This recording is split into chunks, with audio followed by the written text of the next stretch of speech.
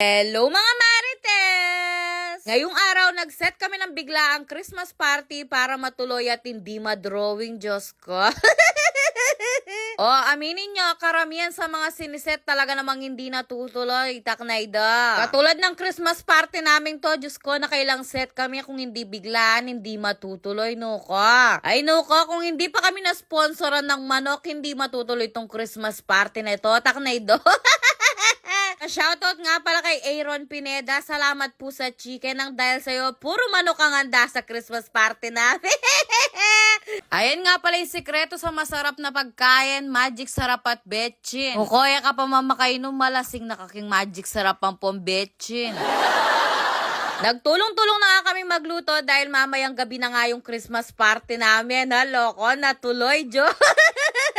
O kung hindi pa kayo nagki-Christmas party, eto na yung sign para iset nyo na yung Christmas party nyo. O, Ken, mukha niyang singilan, may papateko pa niya, may tutuloy, Diyos ko. O, eto to, dya, chares! Nuko, ito naman mga kasama ko. Alam naman nilang hindi ako marunong magluto. Ako pa talaga yung tinawag-tawag. Loko, eto na yata yung sign. Masarap yata talaga yung luto ko. Ay, kapiling mo na, girl. Ay, nuko, para yatang mapapalitan na yung pangalan ko. Hindi na Marites. Chef.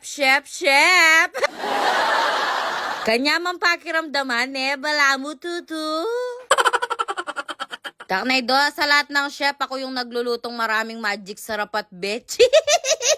Napapaisip na nga ako, parang gusto ko nang magnegosyo ng catering.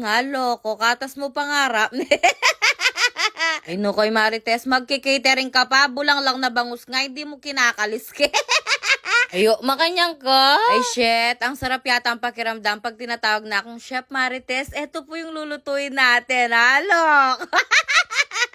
Neng bawal keng catering ng magic sarap ang pombetchin. Metejo. Kung asin yung gagamitin ko sa pagluluto, Diyos ko. Nung malat, matabang. Nuko, kaya okay na lang talaga ako sa pagiging chismosa. Huwag ka nang ambisyosa, girl. Naknaido mo, paplano may pa yung catering nga kung na malugi ko. Kasama ko nga rin palang nagluluto si Elo, mga malanang vlog. Nagluluto naman siya ng specialty niyang pinaupong manok. Sa mga oras nga na yan, patapos na rin kaming magluto at successful nga ang pagluluto ni Chef Marites.